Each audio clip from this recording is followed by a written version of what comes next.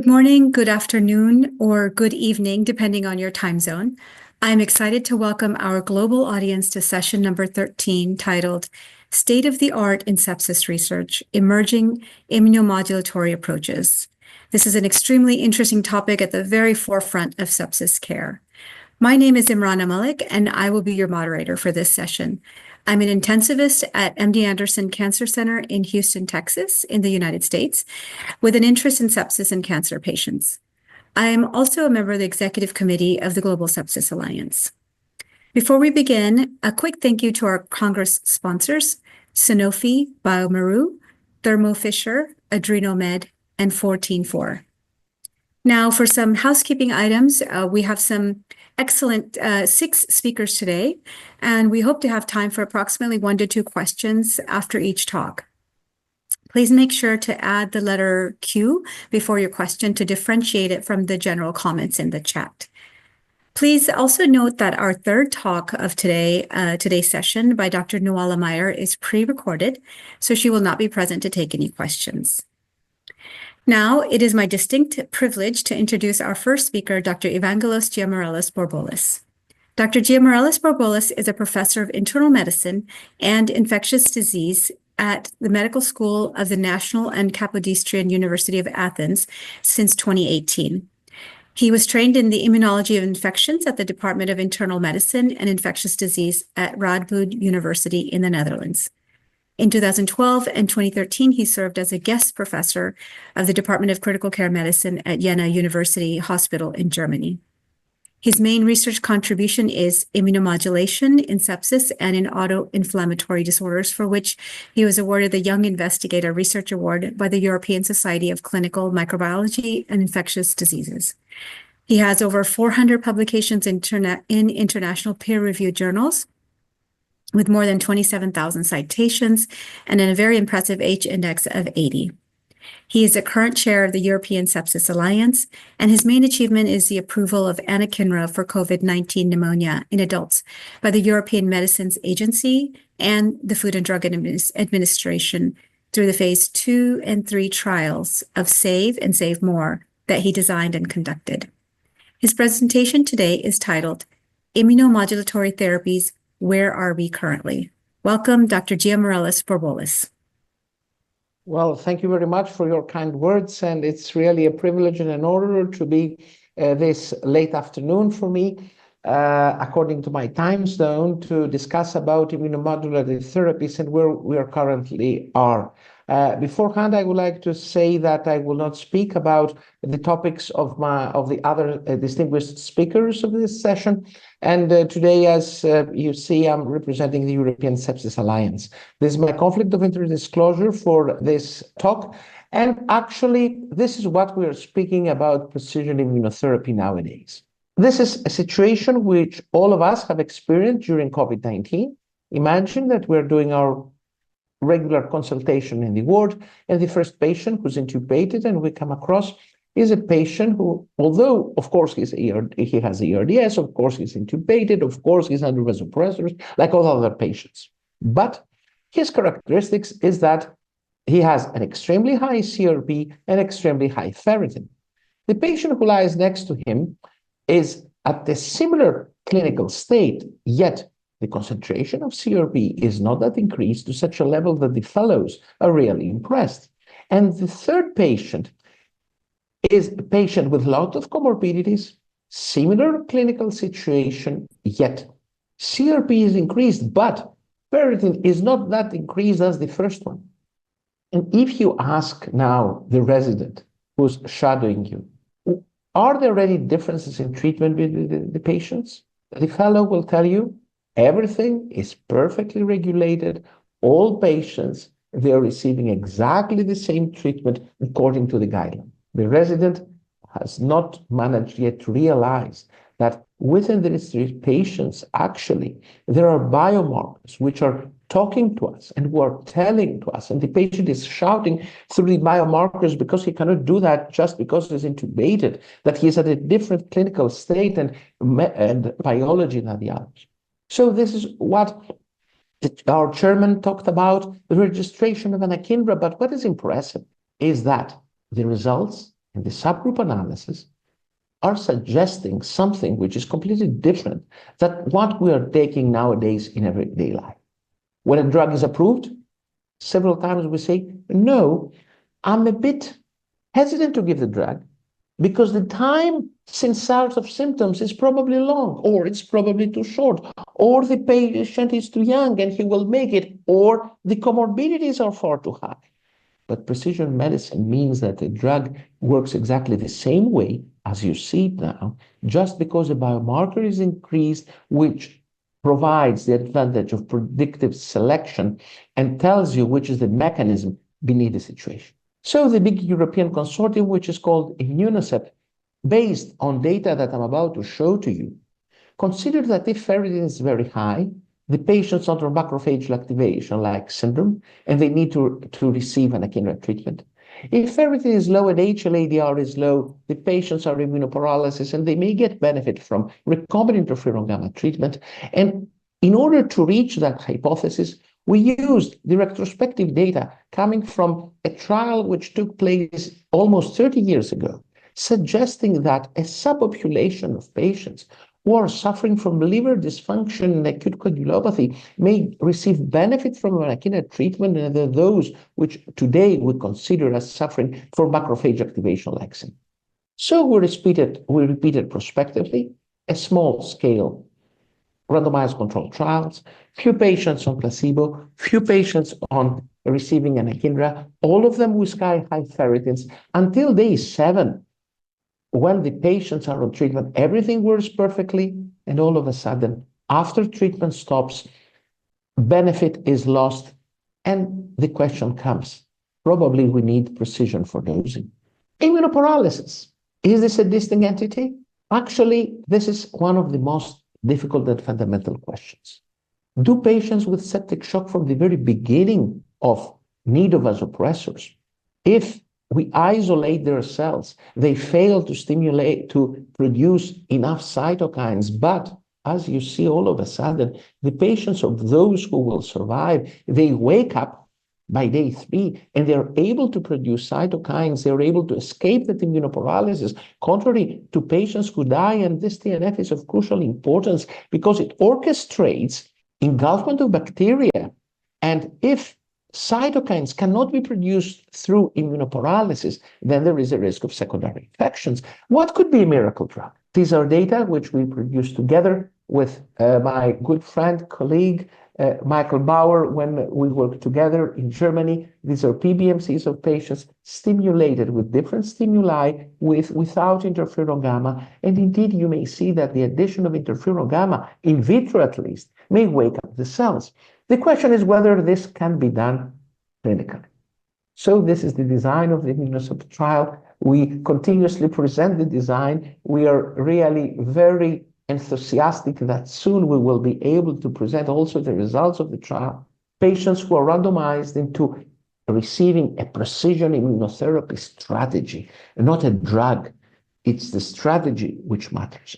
If ferritin is increased, and you are in the intervention arm, you are treated with anakinra. If immunomodulate prevails and you are at the precision arm, you receive recombinant interferon gamma. If you are in the placebo arm, you receive placebo treatments, and the primary endpoint, as in all phase 2 trials, is the change of the mean social score. But allow me also briefly to narrate to you the results based on what we consider nowadays a new endotype sepsis. So these are teachings coming from the field of oncology, where patients suffering from lung carcinoma, they have their cancer infiltrated by neutrophils. In neutrophils, they overproduce interferon gamma in order to stimulate alveolar macrophages for excess production of CXCL9, which is deleterious for cancer cells. But imagine what may happen if this overproduction of CXCL9 through interferon gamma happens at a situation where there is no malignancy. So, together with Michael Bauer and Massimo Antonelli, we recently published that there is another endotype of sepsis, which we called the interferon gamma-driven sepsis endotype, which is a purely novel pro-inflammatory endotype. These patients, they have high interferon gamma, high CXCL9, and this is a pathway leading independent to that. And then we looked at the literature and we realized that for children suffering from high interferon gamma production, either of primary or secondary HLH, there is a drug which inhibits interferon gamma. And this monoclonal antibody is called imapalumab. You see that it's orphanly indicated so far, but yet the results in children are very interesting, very compelling. And by giving in these children drug, a monoclonal which inhibits interferon gamma, CXCL9, which is a measure of the bioactivity of interferon gamma, goes also down. And this generates the question, these curves are not homogeneous, and probably we need precision in dosing. So we decided to design a completely different, in terms of approach, phase 2A trial, which we call EMBRACE. And the idea is that we enroll patients with that endotype into a 3-arm, parallel, multicenter, phase 2A double-blind randomized controlled trial. 3 groups, placebo group, high dose, low dose, and although it appears that all patients will receive treatment at different stages over time, this is not the situation. The situation is that all patients, they will receive at least 1 dose, and then the second dose will rely on what the immune function and what the pharmacodynamics, in other terms, the decrease of the effector molecule, which is CXCL9, will tell. So for instance, you see there, all patients who enroll patients, they may suffer from any of lung infection, primary bloodstream infection, acute pyelonephritis, of course, the immediate sepsis redefinition, all of them receive 1 dose. And then after 72 hours, we ask the patient, was that enough for you? And if the patient says no, then you administer a second dose. And then again, you ask the patient, was that enough? And then you follow your entire strategy of treatment on a purely per demand basis. Actually, it's a small phase 2A trial. We want to collect information about the change of the SOFA score, about the number of required doses, to acquire knowledge if this on-demand approach may work or not. Of course, when you are in a trial like that, the likelihood that you fail is really high. But I know that all of us, most of who you are in this photo group together, you're also co-speakers with me today. And all of us united, we are fighting to find the correct precision steps of sepsis. You have helped all of us. We managed to generate knowledge. We managed to generate understanding. And this, if not in our generation, at least in the generation to come, will bring smiles for a brighter future. Thank you very much for the invitation. Thank you so much, Dr. Giamarellos-Bourboulis, for that enlightening talk on a very complex but extremely important topic as we move forward and try to copy what cancer medicine has been doing for over a decade about having precision medicine be a part of sepsis care. I do not see any specific questions directed to you in the chat. So I wanted to pose a quick question. I know that you mentioned that the studies will look not only at which agents are going to be beneficial, but the last study you mentioned, EMBRACE, is going to look at how many doses will be given. In that study, are you presuming that there will be certain patient types that will show up, certain endotypes that require multiple doses and some that may not, and that will also be telling?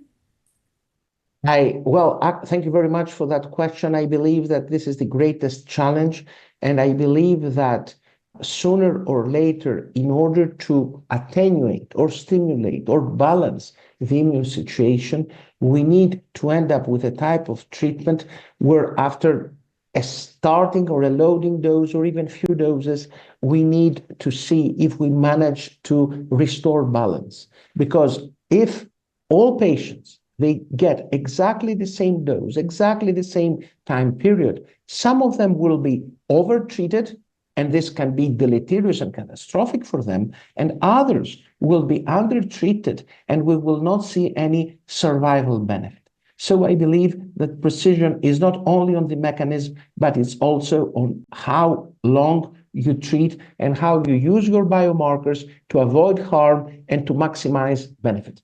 Definitely. Thank you. That's the true definition of personalized care. So thank you very much for your wonderful talk.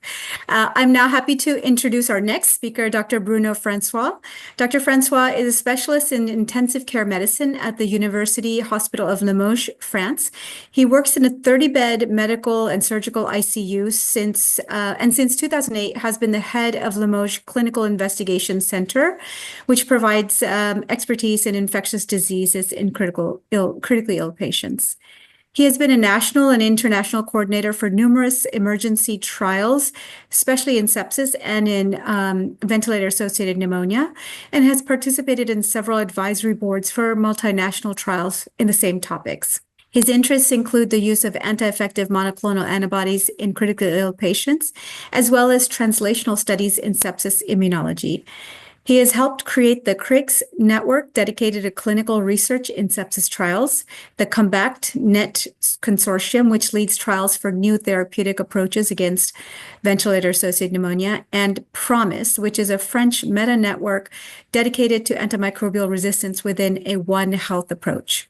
Dr. François' presentation today is titled TREM1 Inhibition. Welcome, Dr. François. Thanks a lot, Imrana, for this very nice introduction. We're going to talk a little bit about the TREM1 pathway and how to inhibit this important pathway.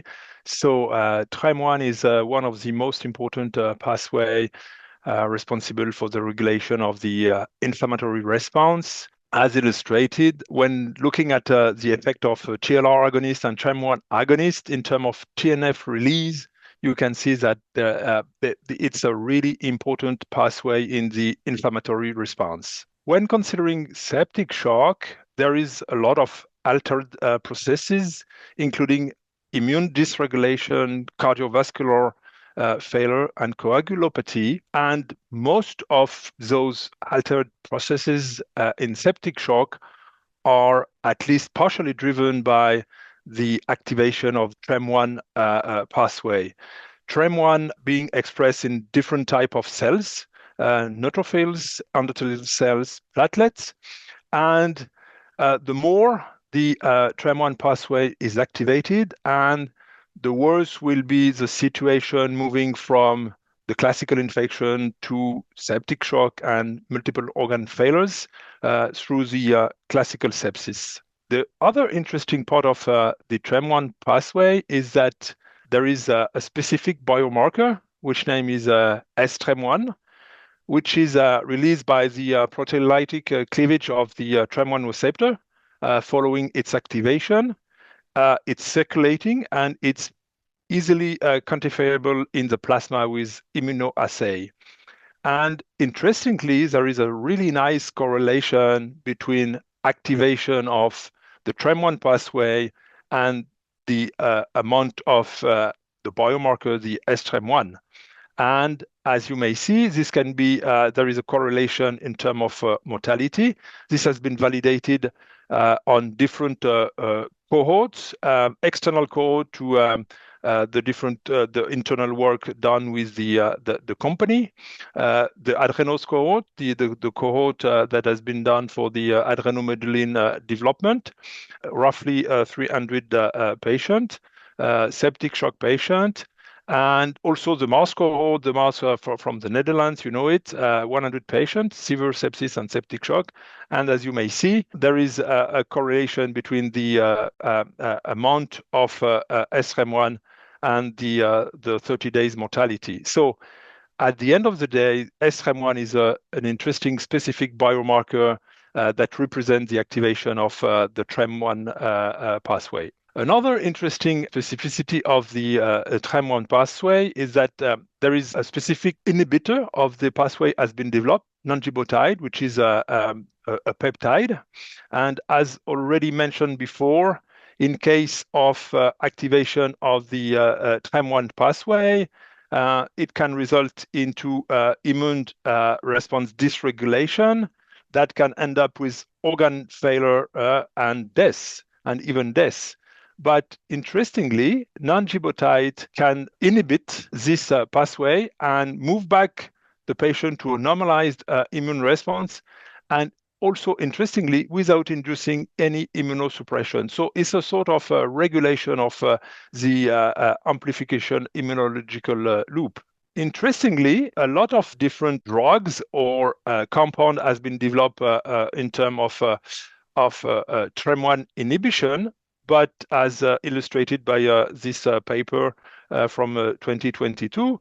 But the only one that have moved to clinical development is non-gibotide. So this is currently the only drug which is moving into clinical trials. Recently, we have published the Astonish trial, which were following the phase 2A trial. Inclusion criteria was classical septic shock within 24 hours, roughly 400 patients that were randomized between three groups, one placebo group, one low dose, and one high dose. And the study drug was infused for up to 5 days, depending on the winning of the vasopressor. Primary endpoint was delta SOFA, which was a sort of surrogate of mortality that represent more or less the organ dysfunction by day 5, and also some relevant secondary endpoints such as day 20 mortality, but also alive and the proportion of patient alive and free of organ failure, duration of organ support, and also super infection. But another important endpoint was to try to define what was the best cutoff level to define the population more likely to benefit from the intervention.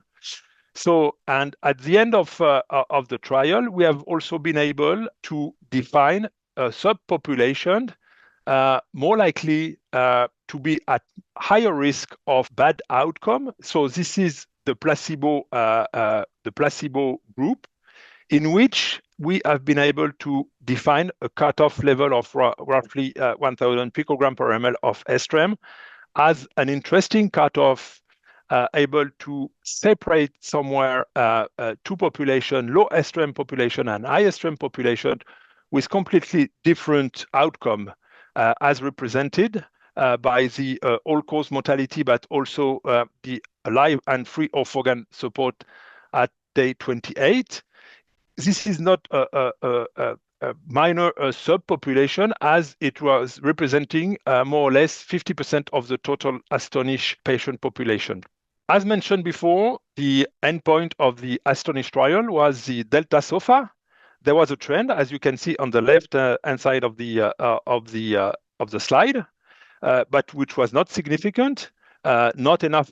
Possibly not enough population, but when looking at the high-risk population, so the one with a high estrem level, then the difference at day 5 become highly significant. So what we conclude is that the non-gibotide at 1 milligram per kilo per hour dose improve the early morbidity status of patient that was treated in Astonish. This also correlates with the other secondary endpoint in this high-risk population.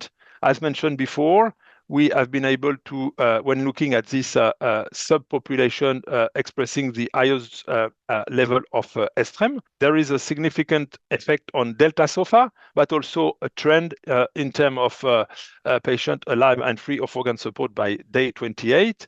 All-cause mortality at day 28, but also organ support 3 days and ICU stay. So to conclude, we do believe that there is a strong evidence that acute infection illness are driven by immune dysregulation with a key role of TREM1 pathway. In the interest of time, I had not enough time to present you what was done in COVID, but we had some really nice results. Nanjibotai is safe and well tolerated. STREM1 and TREM1 is a mechanism-based biomarker prognostic enrichment appropriate for precision medicine in septic shock, and precision medicine using a biomarker which link physiopathology, severity, but also drug mechanism of action constitute a new paradigm for drug development in this field. And with that, I would like to thank you.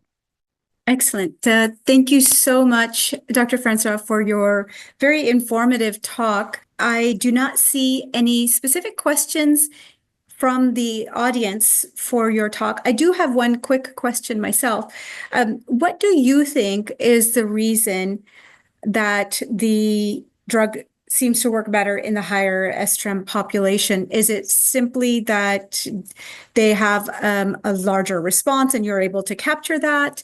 Or is it because in the lower STREM population, there weren't enough numbers? What are your thoughts on that? I think the interest of STREM is that this tell you a lot about not only prognostic enrichment in terms of, as illustrated in the slide, there is a pretty nice correlation between the level of STREM and the outcome of the patient, but also in terms of predictive enrichment. So we were able to detect in the phase 2A an approximate of what would be the cutoff, but this was a small trial, less than 50 patients, so not a lot for septic shock. And in Astonish, which was a much larger trial, I think we have been able to illustrate that the population, the one in which TREM1 is the more activated, and in fact, the one in which there is the more expression of STREM, that this is the population that can benefit. So it's a really what we could call a biomarker-guided intervention. Excellent. Thank you so much for that explanation. We really appreciate your talk. I am now happy to introduce our third speaker, Dr. Nuala Meyer. And as a reminder to everybody, this presentation has been pre-recorded, so we will not have Q&A after this presentation. Dr. Meyer is a professor of medicine and director of the Center for Translational Lung Biology at the University of Pennsylvania Perelman School of Medicine. She also serves as a vice chair for research for the Division of Pulmonary Allergy and Critical Care Medicine. She received her bachelor's from Yale University and her MD from the University of Chicago Pritzker School of Medicine, where she also completed internal medicine residency, chief residency, and pulmonary and critical care fellowship. She joined the Pulmonary Allergy and Critical Care Medicine Division at Penn in 2008 and completed a Master of Science in Translational Research. Her research program focuses on molecular risk factors for acute respiratory distress syndrome and other forms of sepsis-associated organ failure to identify biologic subtypes that may warrant precision treatments. Dr. Meyer's presentation is titled IL-6 Inhibition. Let's listen in. Thank you so much for the invitation to speak. I'm Nuala Meyer, and I'll be speaking about interleukin-6 inhibition and sepsis. I have a few disclosures shown here, none of which are terribly relevant to the talk.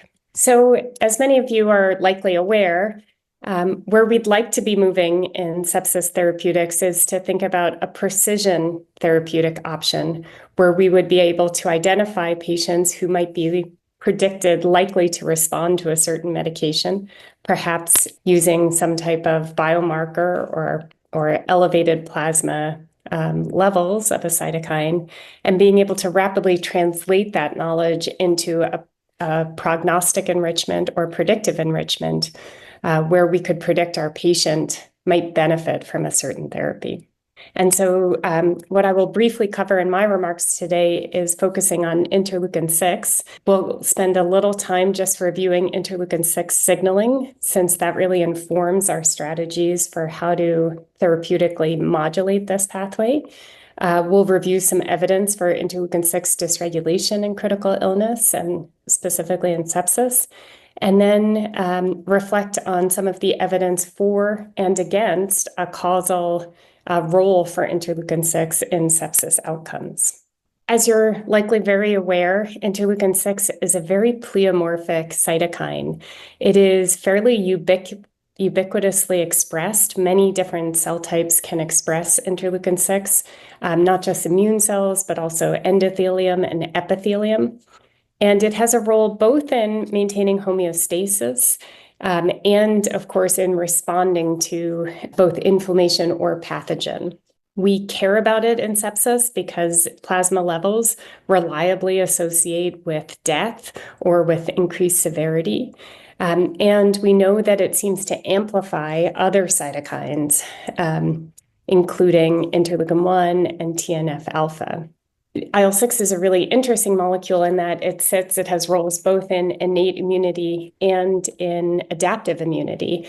Its initial name was actually B-cell maturation factor because it really prompts B-cell maturation as well. And it has roles in metabolic homeostasis.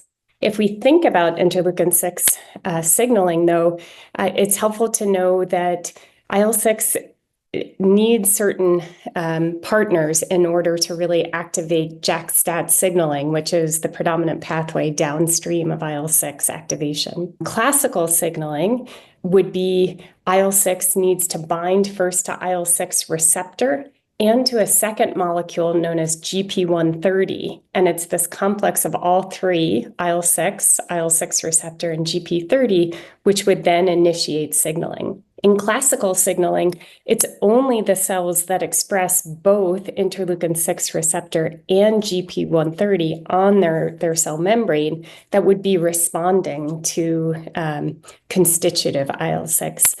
And this expression pattern is relatively restricted to cells like monocytes, macrophages, and hepatocytes.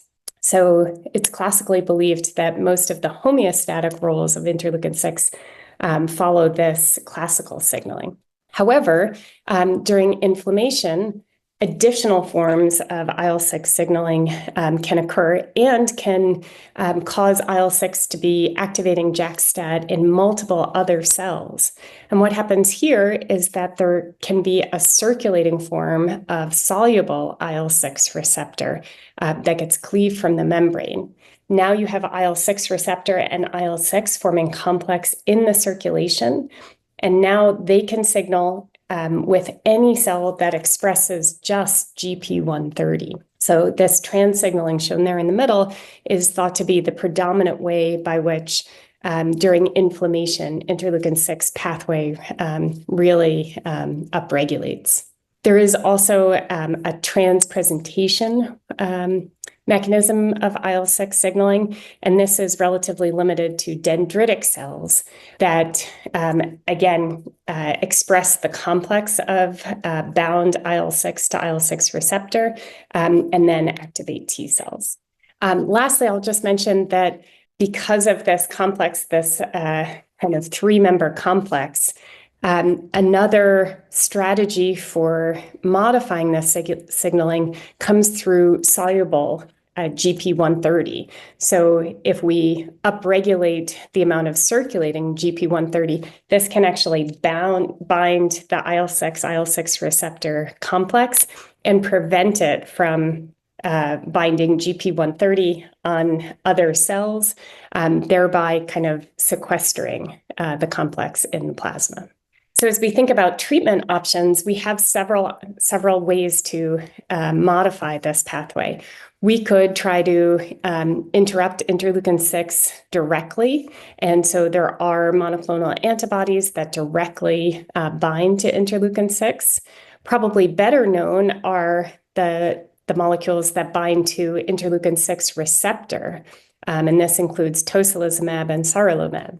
These molecules will bind and prevent the activation of IL-6 receptor with IL-6 at both in the circulation and at the receptor. So they are addressing both that inflammatory trans pathway as well as the classical signaling. Alternatively, we could use additional exogenous soluble GP130. There are FC fragments that you could use to kind of amplify that part of the regulation, or you could go downstream and try to modulate JAK-STAT signaling directly. Shown here are some of these JAK inhibitors, which have different specificities for the different JAK members.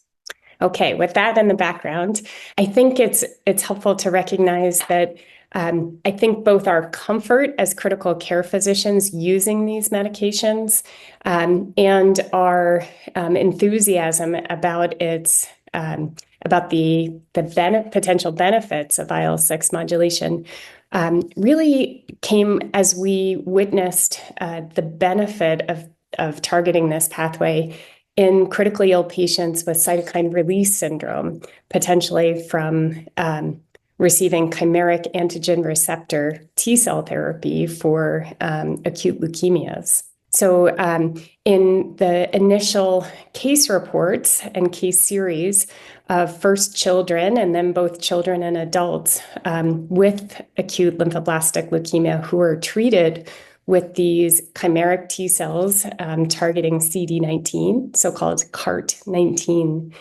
therapy, it was recognized that many patients, actually the majority, would express very severe grade 3 or 4 adverse events. And showing you kind of the description, it really sounds very similar to what we observe in our critically ill patients with sepsis. Febrile neutropenia, hypotension, acute vascular leak, meaning severe hypotension and anasarca, acute respiratory distress syndrome. In the very first description of just 2 patients with ALL, both developed grade 3 or 4 cytokine release, and they were treated with tocilizumab. And the initial case reports were fairly dramatic of recovery from multi-organ failure to extubated, leaving the ICU within a week. And because I'm at University of Pennsylvania, and a lot of this work originated out of the Children's Hospital of Pennsylvania and University of Pennsylvania faculty working on CART19, I'd certainly encourage everybody to look up this documentary that really follows Emily Whitehead, one of those first initial pediatric patients who received CART19, I believe in 2011. And here she is now. She's actually an undergraduate student at University of Pennsylvania and a great advocate for the importance of clinical research. But our colleagues in oncology had fairly good confidence that targeting interleukin-6 would help patients like Emily with cytokine release because they did fairly extensive plasma proteomic profiling. And I apologize, the images were pretty blurry in the original paper, but when they compared patients with no or low-grade cytokine release to those with high-grade, grades 4 or 5 cytokine release syndrome, they could see dramatic elevations. These are log scale of plasma IL-6, of soluble IL-6 receptor, and of soluble GP130. Multiple signals saying that this was really a dramatic upregulation. In addition, we had the opportunity to then compare patients with these severe cytokine release from CART19 to patients with sepsis, bacterial sepsis, where, again, we expect to see fairly high interleukin-6. And you can appreciate that the cytokine release patients actually had higher levels of IL-6 and IL-6 receptor, really focusing here on IL-6. And so, as you're all probably aware, the use of tocilizumab or other interleukin-6 inhibitors are standard of care now for even very early cytokine release to prevent it from becoming significant organ failure. And I think seeing that, certainly I took care of many of these patients in the ICU in those early days of CART19, and it was quite dramatic to see this effect. The next real acceleration of considering interleukin-6 blockade then came with COVID-19. And I'm showing you here a meta-analysis done by the World Health Organization, rapid evidence appraisal, so-called REACT meta-analysis, and taking evidence from 27 different clinical trials evaluating interleukin-6 inhibition in patients hospitalized with COVID-19, you can see that really the effect estimates seem to really benefit, that speak to a benefit of interleukin-6 blockade, especially when given to patients who are also receiving corticosteroids. The evidence was stronger for tocilizumab than for sarilumab, in part based on the larger studies tended to use tocilizumab, so there was a stronger evidence base.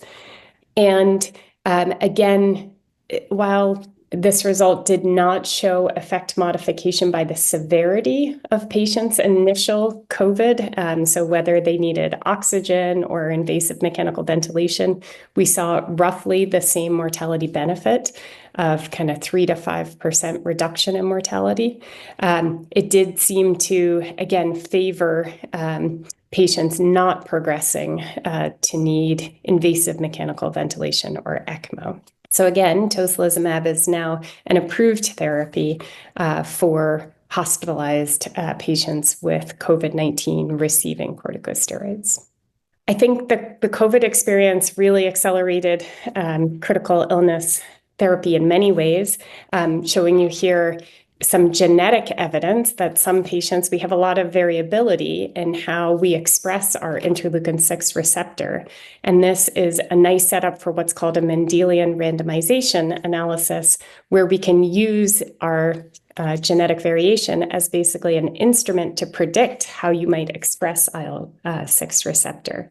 And patients who are genetically predisposed to have lower IL-6 receptor expression seem protected from both sepsis death, from being admitted with sepsis, and from severe COVID-19.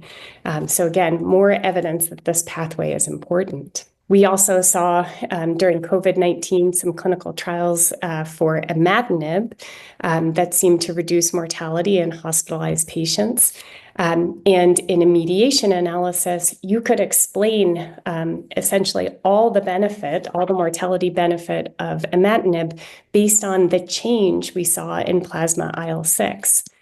So shown here in blue are patients who received placebo, and in orange are those who received imatinib. And I hope you can appreciate the orange line seems to have a different slope in this decrease of interleukin-6, and that the entire mortality effect could be mediated by changes in IL-6.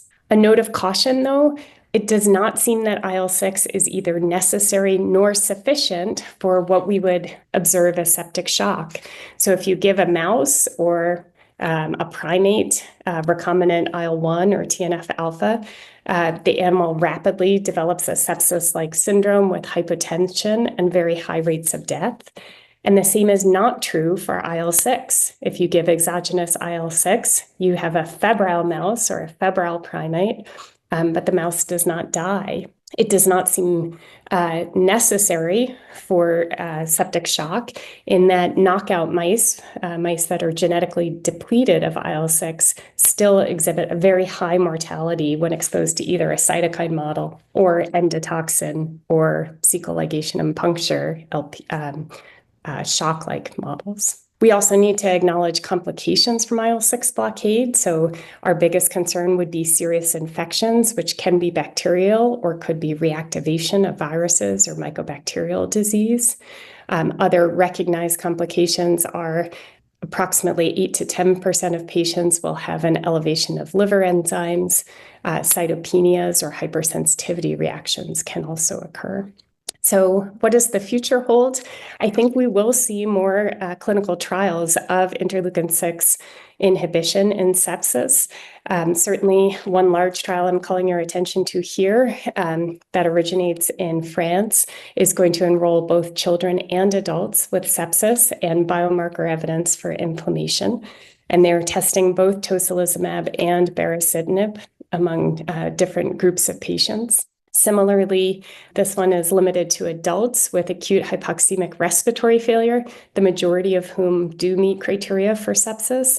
The Panther platform will be testing baricitinib in their adaptive platform trial. So while I think the evidence is currently too preliminary to support dosing patients with interleukin-6 receptor inhibition, I think we'll be learning a great deal more in the next few years and look forward to seeing whether this could become a new precision therapy for sepsis.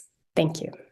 Excellent presentation, and many thanks to Dr. Meyer for providing this talk today, even though she could not attend live with us. We'll now move to our next speaker, Dr. Mark Hall. Dr. Hall is a professor of pediatrics and chief of the Division of Critical Care Medicine at Nationwide Children's Hospital and the Ohio State University in Columbus, Ohio. He's a founding director of the Immune Surveillance Laboratory at the Abigail Wexner Research Institute at Nationwide Children's Hospital, where he has studied immune function monitoring and modulation in pediatric critical illness for the last 20 years. His work has included both observational and interventional studies of personalized immunomodulation in children with sepsis. Dr. Hall's presentation is titled Immunomodulatory Therapies in Pediatric Patients. Please welcome Dr. Hall. Thank you so much for the kind introduction, and I'm very pleased to share my thoughts about immunomodulatory therapies in children, and the themes will be quite familiar to the ones that you've heard earlier today in adults. So these are my disclosures. An important one is that Partner Therapeutics and Sobi both provide a study drug for clinical trials for which I'm the principal investigator, but they have no role in study design or data interpretation. Believe it or not, there is a septic child in that red circle. And we know that kids can get just as sick with sepsis as adults. And like adults, we have our guidelines for sepsis management. But like adults, our guidelines assume the same biology for all patients, and they do not differentiate individual children based upon their immunophenotype. And we know that there are differences in immunophenotype. Now, as you have heard, there are both pro and anti-inflammatory influences in septic patients, and that's true in septic children as well. And we have focused historically on the pro-inflammatory side of this diagram. And we know that children who express high levels of plasma IL-6 and IL-8 that have persistent elevation, these pro-inflammatory biomarkers, they do poorly. And children who have more temporary and modest increases in these pro-inflammatory mediators tend to do well. And as we have heard, when they've been targeted, these pro-inflammatory mediators, they've consistently failed to improve outcomes in sepsis. Well, that's because I think historically we have underappreciated the importance of the compensatory anti-inflammatory response. And we now know that there is this anti-inflammatory, counter-regulatory process that happens when, if severe or prolonged, as in the dark blue, represents a risk factor for adverse outcomes, but if transient, modest, as in the light blue, children tend to do well.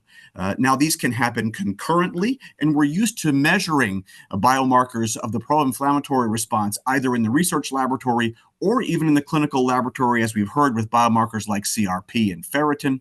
We are less good in the clinical laboratory at measuring biomarkers of the compensatory anti-inflammatory response. These are things like reduced class 2 MHC expression, as we've heard on monocytes, and decreased ability to make pro-inflammatory cytokines.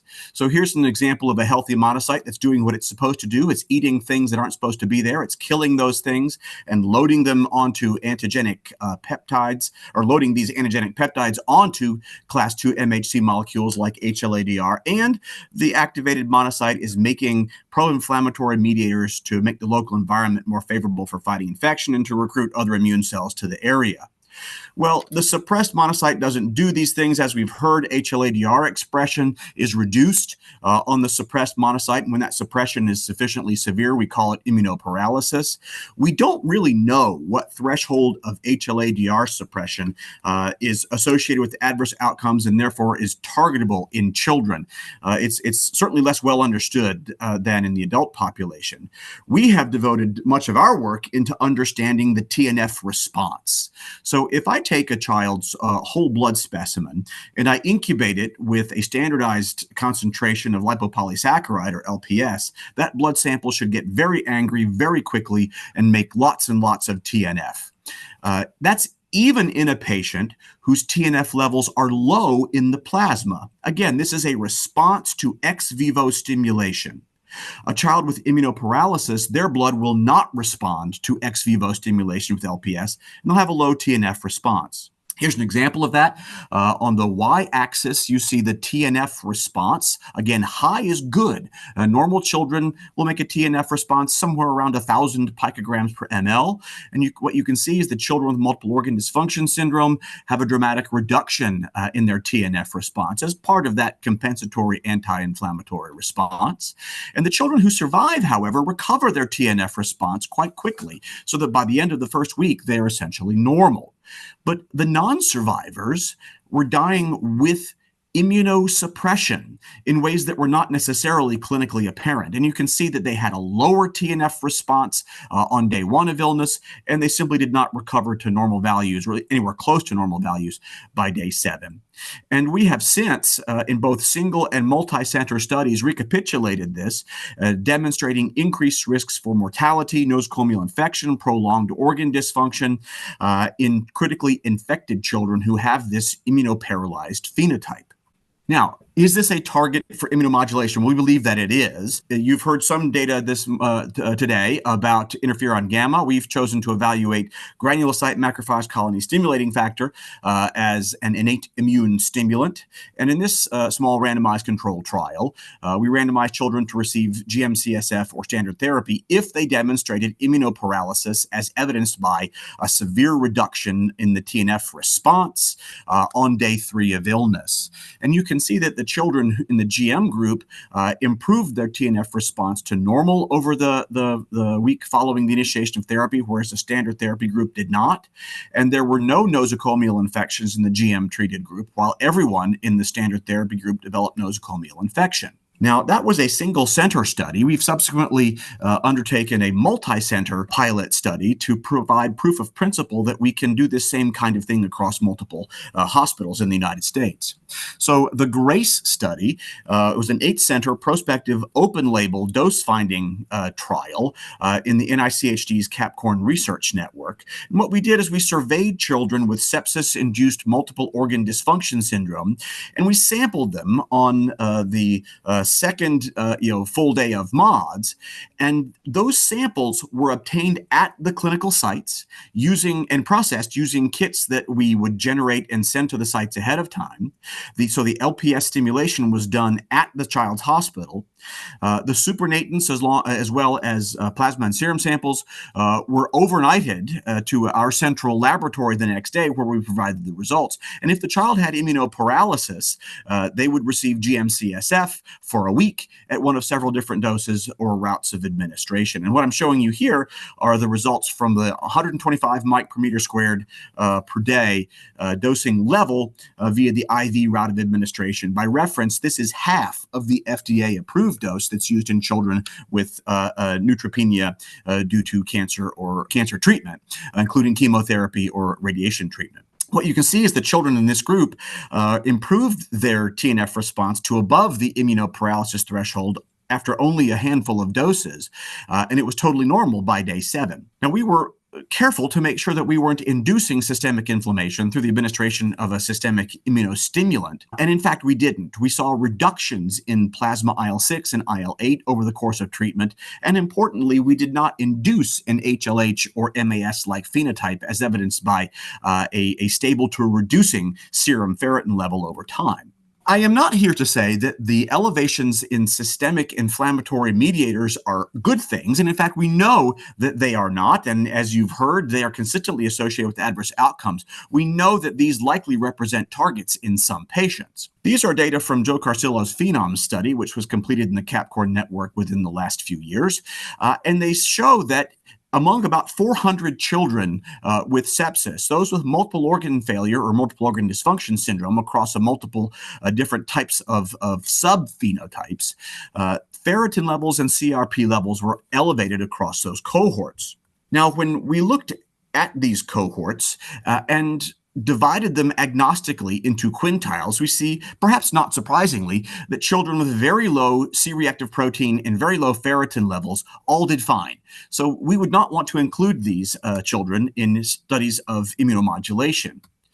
Yet, as the CRP and ferritin levels increased, we had a dramatic increase in the mortality risk within this cohort. So that brought us to the PRECISE study, or Personalized Immunomodulation in Pediatric Sepsis-Induced MODS. This is the title for an overarching immune monitoring and modulation study in children with sepsis-induced MODS that's currently being undertaken by the CAPCOR network.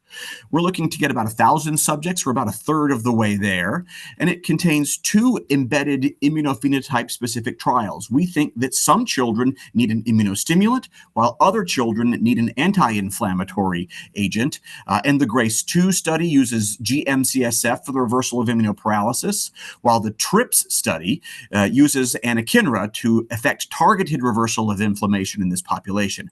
And it also contains observational arms, as I'll show you. So GM-CSF has been FDA approved in the United States for decades, and it's used for reconstitution of bone marrow after chemo or radiation exposure. And we are using GM-CSF at that 125 mic per meter squared per day dose for 7 days versus placebo. This trial is actually closed to new enrollment, and I'm not at liberty to share the results yet, but stay tuned, they'll be forthcoming. The TRIPS trial uses anakinra, which has also been FDA approved for decades.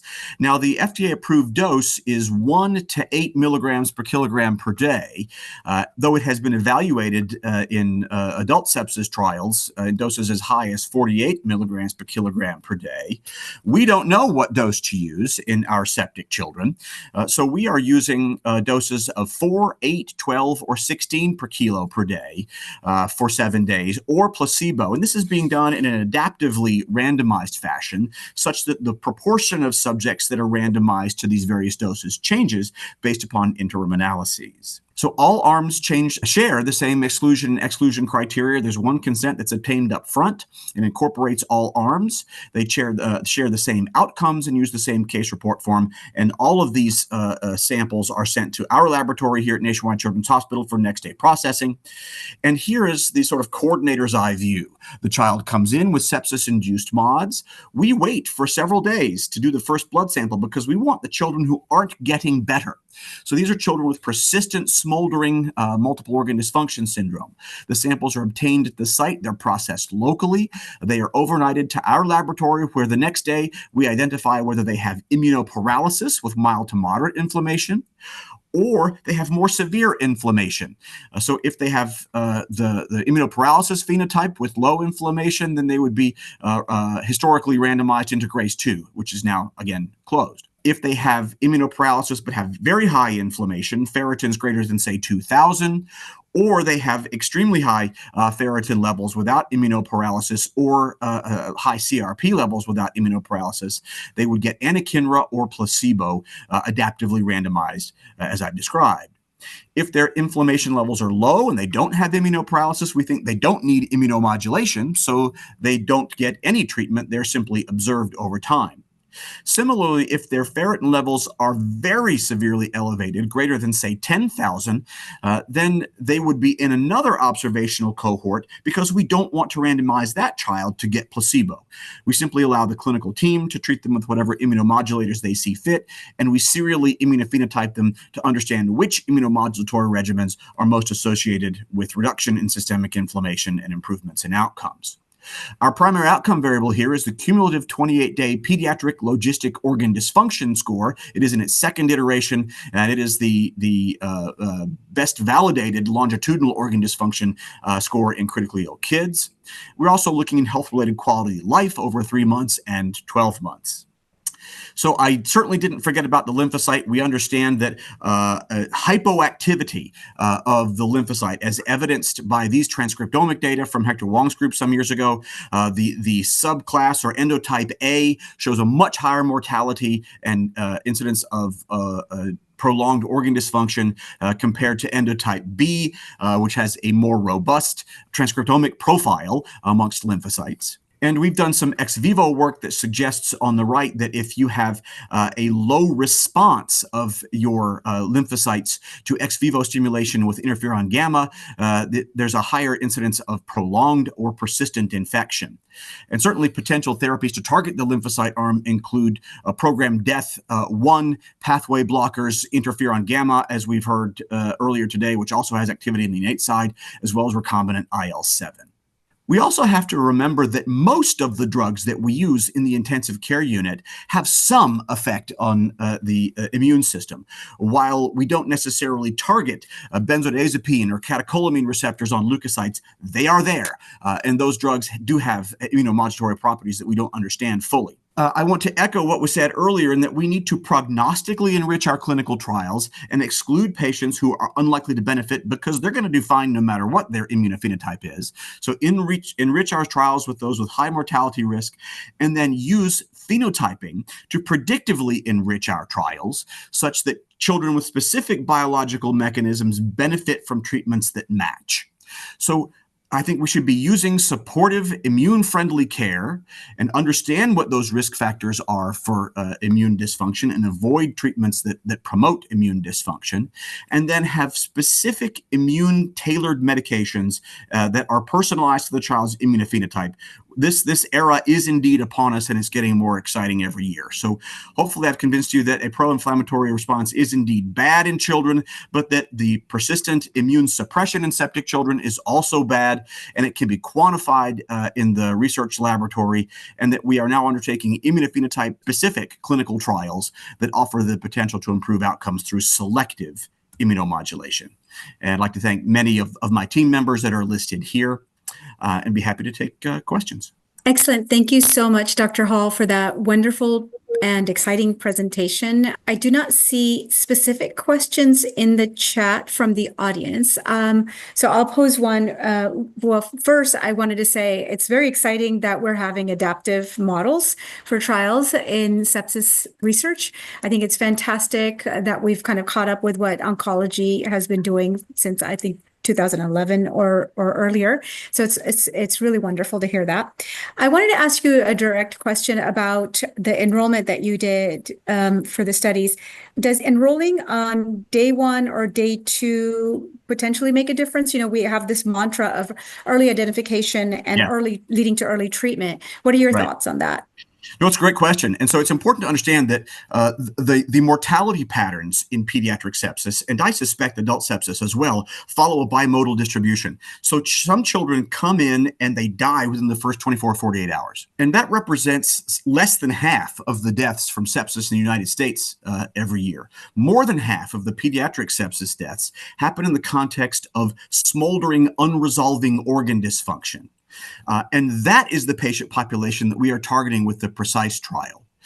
While it's absolutely true that the early acute hyperinflammatory unresuscitatable sepsis patients are meritorious of study and definitely are meritorious of treatment, the mechanisms are likely exceptionally different between those patients and the ones who go on to die days and weeks later. So I don't think that the interventions that will work on day 0 and day 1 are the same interventions that would be helpful in the more subacute phase of sepsis recovery. And so I think they have to be studied differently and treated differently. Definitely agree. Thank you for that explanation. Really appreciate your talk as well. I'm now happy to introduce our next speaker, Dr. Stephan Witte. Dr. Witte is a drug development professional with over 25 years of experience in clinical drug development and registration, with strong disease expertise in sepsis and septic shock. He's currently the CEO of Adrenomed, and before joining Adrenomed, he led drug development programs in septic shock, severe influenza, and graft-versus-host disease for other companies. For many years, he's been consulting for companies and researchers, providing his expertise in clinical drug development and registration. Dr. Witte's presentation is titled Adrenomedullin, Treating the Vascular Endothelium. Welcome, Dr. Witte. So thank you very much for the kind introduction.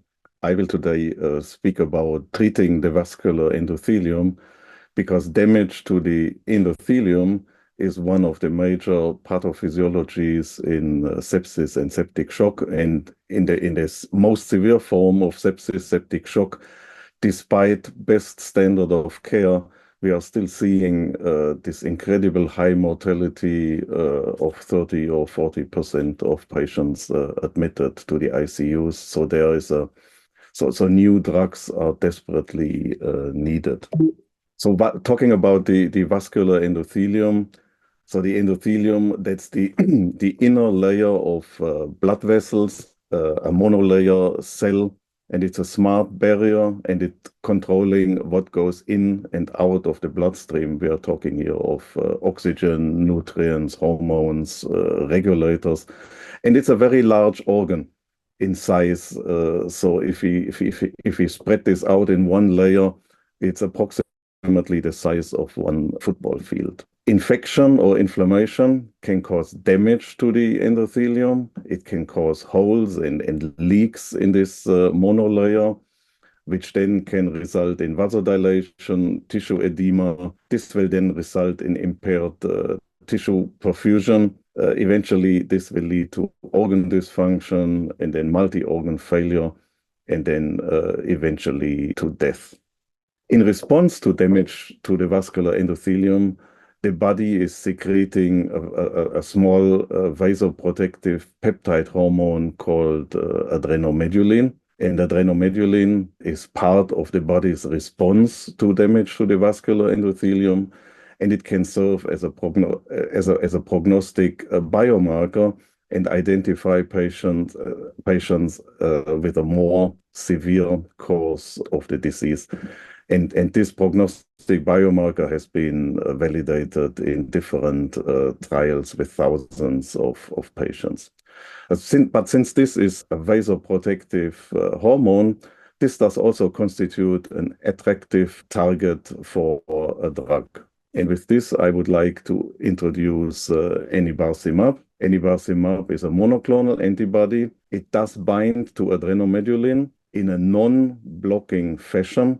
That means the resulting enibarcimab adrenomedullin complexes remain fully functional. So enibarcimab is administered as a single 1 hour IV intravenous infusion. It does bind all available adrenomedullin. It does protect the hormone from proteolytical degradation, and it also has been shown that binding of the antibody does promote the maturation of the hormone from its inactive precursor. So with administration of enibarcimab, we can create elevated levels of adrenomedullin because the antibody is prolonging the half-life of adrenomedullin from minutes to days. And with this single administration, we have these elevated levels of adrenomedullin in blood for approximately 1 week, which is considered the critical phase of the patient in the ICU. As we have heard already in many talks, it's important to target the treatment to the patient or to the pathophysiology of the patient.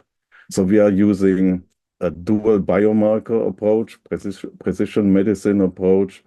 So with elevated levels of adrenomedullin, we can identify patients that suffer from damage to the vascular endothelium.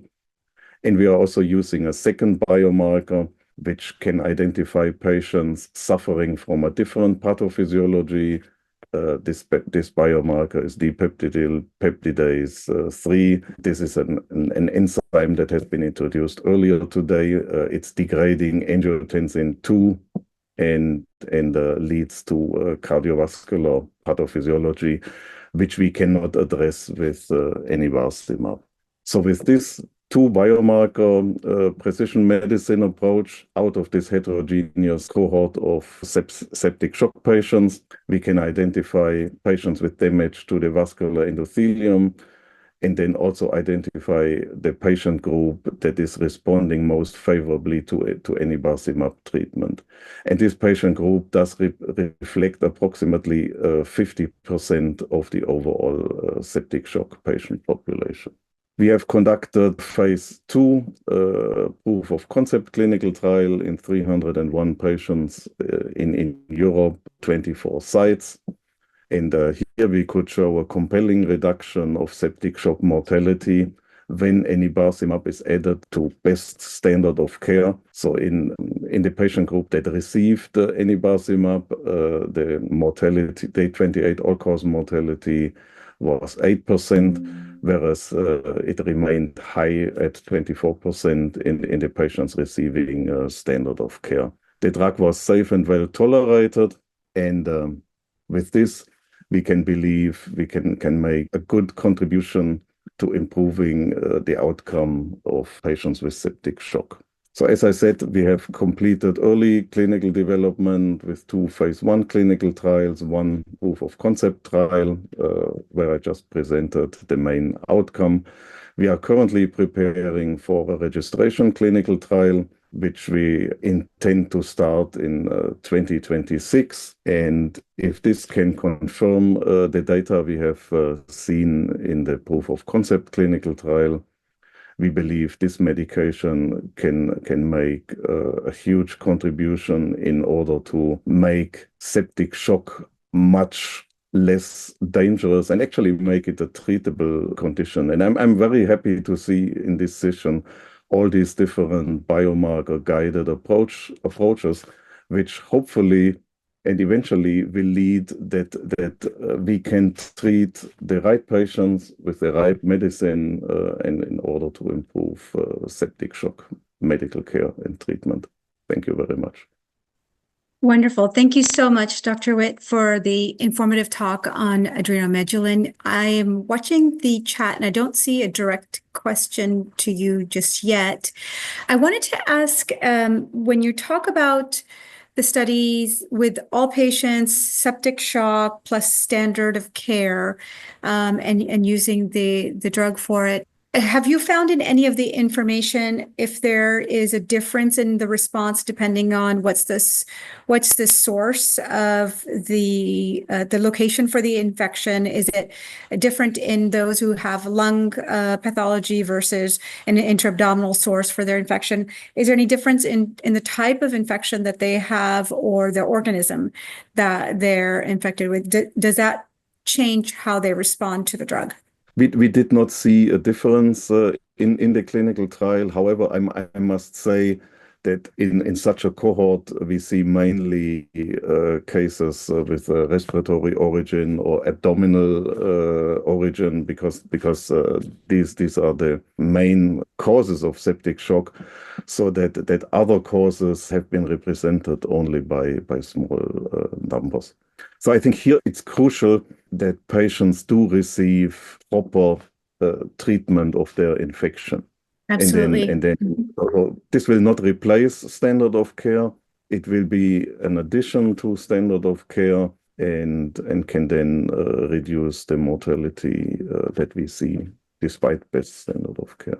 Yes, definitely. And I think it really feeds into our kind of overall conversation. Are we aiming at personalized care as well? So if you're able to find out, it really improves the outcomes in those who have mainly respiratory and abdominal, that's where the push should be, then it really speaks to personalizing it. So thank you very much for your answer, and we really appreciate your talk. We will move now to our next and final speaker, Dr. Michael Bauer.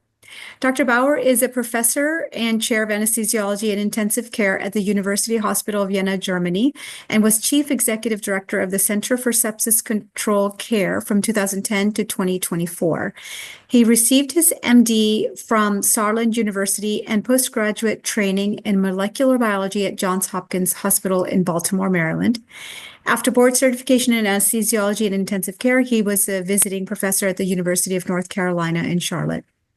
He has published extensively in the field of molecular mechanisms of sepsis and shock-related organ dysfunction, with a focus on theranostic strategies to individualize intensive care medicine. Dr. Bauer's presentation is titled C5a Inhibition. Welcome, Dr. Bauer. Let's have a look at yet another very interesting amplificator of the inflammatory response and the triggers for organ dysfunction in sepsis, which is complement system and C5a inhibition in particular. When you look at the complement system, it's incredibly highly conserved and evolutionary old, and we are all aware of the typical pathways that activate this response to, for instance, form the membrane attack complex to fight infection, or in other forms of inflammation, autoimmunity. It may also be dysregulated and trigger organ dysfunction.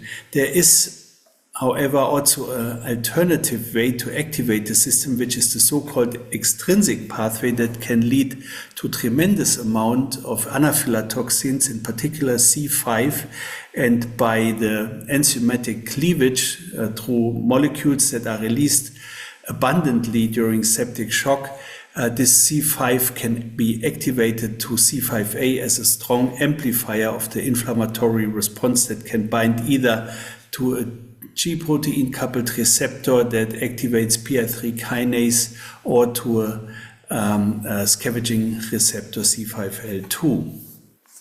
Once this pathway is activated in inflammation, it serves to amplify dramatically the host response, and in particular the neutrophil-mediated injury that is key, for instance, in adult respiratory distress syndrome. So both pro-inflammatory mediators as well as neutrophils are activated by this compound, and also on the other hand side the endothelial vasculature and the coagulation systems can be activated and produce the typical clinical phenotype that is associated with septic shock characteristic microvascular impairment and disseminated intravascular coagulation. This may occur either in a highly localized manner, for instance in pneumonia, and I already made the point that it is a very important factor for the development of adult respiratory distress syndrome, or ARDS, because it's a chemoattractant, it's a chemoactive factor, and if there is a gradient, recruitment of neutrophils to the alveolar compartment can be triggered by production of C5a. On the other hand side, once excessively activated within the systemic circulation, it can lead to immunoparalysis or paralyzing of the neutrophils that are still producing inflammatory mediators but are restrained then and cannot, due to the lack of a gradient, invade the tissues. Vilobelimab by Influx, a biotech company that developed this anti-C5a antibody, is now available for a couple of years and can highly selectively interfere with this anaphylatoxin, and without, and I will show you the evidence, interfering with the membrane attack complex. So the concept is to attenuate the excessive inflammatory response associated with the anaphylatoxins while preserving the immune response to infection via the complement system.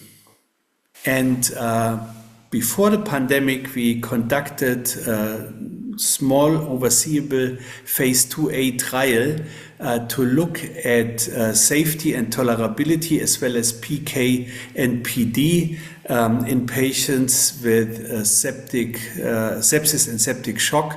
And this was a block randomized trial in which patients received placebo or 3 escalating doses of the vilobelimab antibody, monoclonal antibody.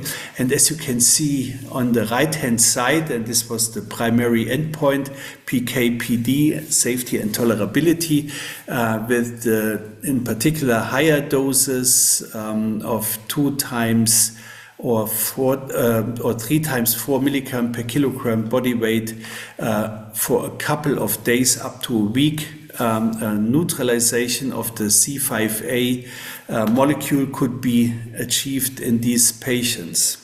So it was safe and well tolerated, and we concluded at the time that the data warrant further investigation of C5a inhibition in sepsis. And then came COVID, and COVID is a paradigm example for neutrophil-driven ARDS, and so the company immediately set up a study to address this pathway in patients with severe ARDS due to COVID-19, and the rationale being that exactly the pathophysiology that I had already described is taking place in these inflamed lungs, and as such it was highly plausible to study this compound in this patient population.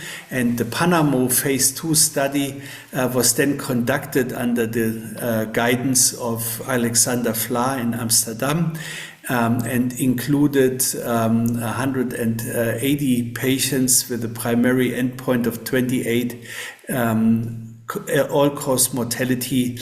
And to make a long story short, it was a worldwide conducted study with very well matched patient cohorts, and the PK/PD once again was confirmed that vilobelimab, the antibody, is able to achieve significant plasma concentrations and neutralize almost completely the C5a activation in these patients' cohort, and by the same token did significantly improve outcome of the patients as a primary endpoint in severe COVID-driven ARDS. This led to a critical COVID-19 US emergency use authorization, and in April 2023, and the European regulatory bodies granted also the status at just a couple of weeks ago in mid-January 2025. So overall, one life could be saved for 10 vilobelimab treated patients at 28 days. So this was a fairly significant improvement in the most critical patients with COVID-19, which is also very important, is the safety profile. It was once again confirmed that the intervention is safe and well tolerated, and in particular that it preserves MAC activation and does not interfere with the critical role of the membrane attack complex with the targeting of infection in these critically ill patients with septic disease, be it based on COVID or based on bacterial infections. So to summarize, C5a is a very promising target in sepsis, both in pneumonia, in particular viral pneumonia, but also probably in other kinds of foci. And in the Panamo trial for COVID, a clinically meaningful benefit for this strategy has been shown with fairly significant improved mortality at 28 and 60 days. And I guess that this is a molecule that should receive consideration also in other kinds of sepsis, as here the pandemic has confirmed that it is a very promising avenue to attenuate ARDS in critically ill patients. Thank you for your attention. Thank you so much, Dr. Bauer, for that exciting, wonderful talk. There are a couple of questions in the chat for you. One individual from Spain asked, is there a way to identify the patients at the bedside level who are responding to C5a inhibition? How do you determine that?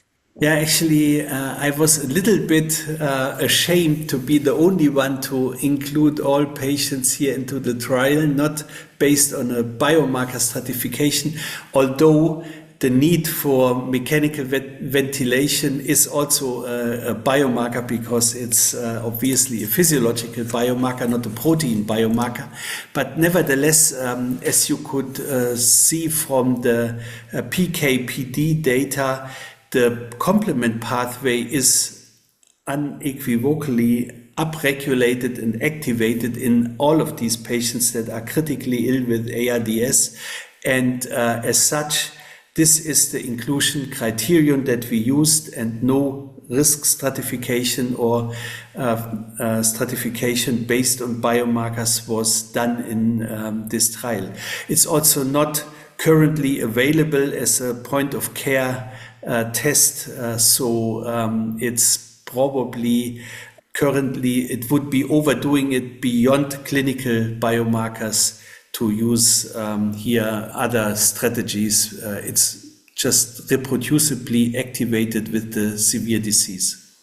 And I think another side to that question is, aside from the reduction in mortality at 28 days or day 60, what kind of clinical findings suggest that the patient is benefiting or responding to C5a inhibition during the treatment? Yeah, it's obviously also, I mean, usually you use surrogates if you don't achieve 28-day mortality as a primary endpoint, in particular in a study of a size of 180 patients. So I'm quite happy that even mortality in such an overseeable number of patients could document survival benefits. So, but it's also reflected in the usual suspects like days of ventilator and organ support-free days. So it's a consistent signal reducing morbidity and mortality in these critically ill patients. Excellent. Thank you so much. That was really helpful information. And as we conclude this session, I would like to thank our wonderful speakers today for teaching us about the emerging immunomodulatory approaches for sepsis.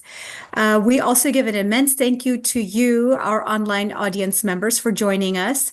And we encourage everyone to visit the GSA website, sign the World Sepsis Declaration, and follow GSA on Facebook, X, Instagram, LinkedIn, and TikTok.